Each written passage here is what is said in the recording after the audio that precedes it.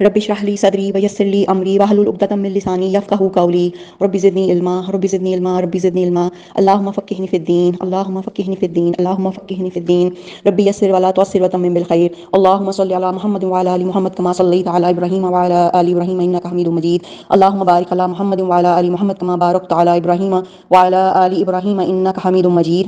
السلام علیکم. مجھے جس کتاب کو یہاں پڑھنا ہے اس کا نام ہے الرحیق المختوم. رحیق کا مطلب ہے خالص شراب، خالص نتھری ہوئی شراب. مختوم کا مطلب ہے مہر بند، سر بمہر.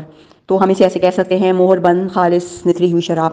اس کا انگلش ٹرانسلیشن بھی اس کی بک موجود ہے جو کہ سیلڈ نیکٹر کے نام سے ہے. یہ ہم پہلے اس میں ان کے مصنف کے بارے میں تھوڑا سا جاننے کی کوشش کریں گے. یہ کتاب مولانا صفی الرحمان مبارک پوری نے لکھی ہے اور آپ 2 جون 1943 میں موضع حسن آباد مبارک پور میں پیدا ہوئے.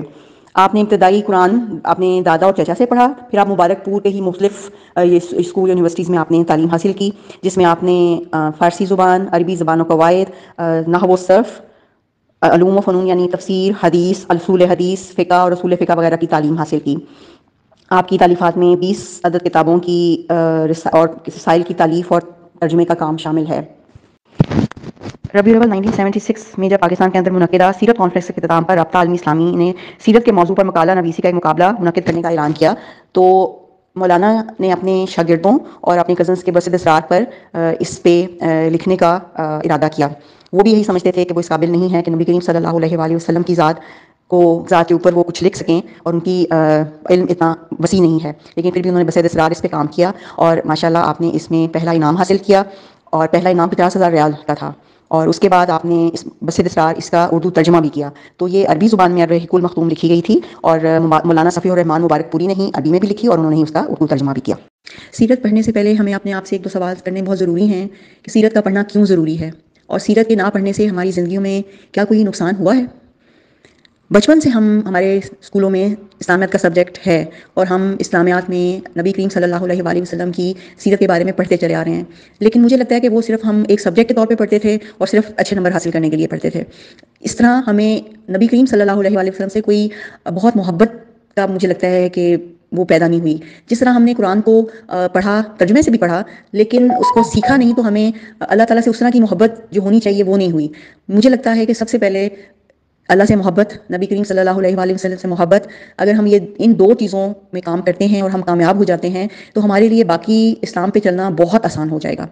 ان دونوں پہ کام کرنے کے لیے ہمیں سیرت کی ضرورت ہے، کیونکہ ہم جب نبی کریم صلی اللہ علیہ وآلہ وسلم کے حالات اور عرب کے، جیسے میں نے پہلے لیکچر میں کہا کہ عرب کے جو حالات تھے وہ پڑھتے ہیں اور ہم دیکھتے ہیں کہ کس طرح نبی کریم صلی اللہ علیہ وآلہ وسلم نے آہستہ آہستہ تبلیغ کا کام کیا، کس طرح صحابہ کرام ساتھ کھڑے رہے، مسجد کی کیا اہمیت ہوتی تھی، کس طرح سے آپ نے تدبر سے کام لیتے ہوئے تبلیغ کو آگے بڑھایا. وہ سب چیزیں اگر ہم سیکھتے ہیں تو وہی چیزیں ہم اپنی زندگی میں شامل کر کے ہم اللہ تعالیٰ کے اس پیغام کو آگے بڑھا سکتے ہیں. مجھے لگتا ہے اس کے بغیر ہم کچھ نہیں کر سکتے. ظاہر ہے ایک مسلمان ہونے کے ناطے ہم نبی کریم صلی اللہ علیہ وآلہ وسلم کو اپنا رول ماڈل بنانا چاہتے ہیں. اگر نبی کریم صلی اللہ علیہ وآلہ وسلم کو ہم اپنا رول ماڈل بنانا چاہتے ہیں تو ہمیں یہ پتہ ہونا چاہیے کہ آپ کی زندگی کیسے گزری. اس میں اپنے لیے میں انسپائریشن چاہتی ہوں، موٹیویشن چاہتی ہوں. اور سیرت نبی صلی اللہ علیہ وآلہ وسلم پڑھنا اس لیے بھی ضروری ہے کہ ہمیں مسلمان ہونے کے ناطے یہ بات پتہ ہے کہ ہمیں ہدایت صرف 2 رستوں سے حاصل ہو سکتی ہے، ایک قرآن اور دوسری سیرت. قرآن یہ بتاتا ہے کہ کیا کرنا ہے اور سیرت یہ بتاتی ہے کہ کیسے کرنا ہے، اس لیے دونوں لازم و ملزوم ہیں.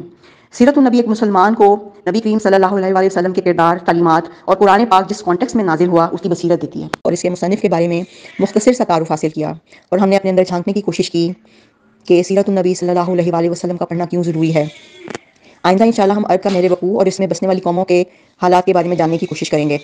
ہم نے اسکول میں ہمیشہ یہ چیپٹر بہت غور سے نہیں پڑھا.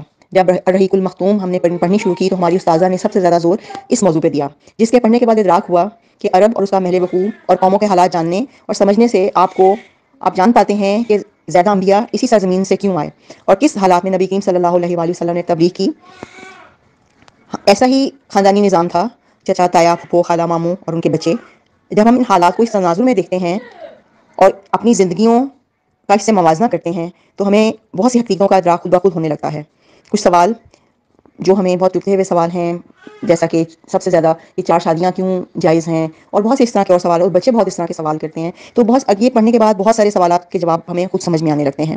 انشاءاللہ ہم کوشش کریں گے کہ اپنے نبی صلی اللہ علیہ وآلہ وسلم جن کے لیے کائنات وجود میں آئی ہے، ان کے زندگی کے مختلف پہلوؤں کو جاننے کی کوشش کریں، اور اللہ تعالی ہمیں اپنے نبی صلی اللہ علیہ وآلہ وسلم کا عشق میں مبتلا اور عشق اپنے دل میں اترنے کی کوشش ہو جائے۔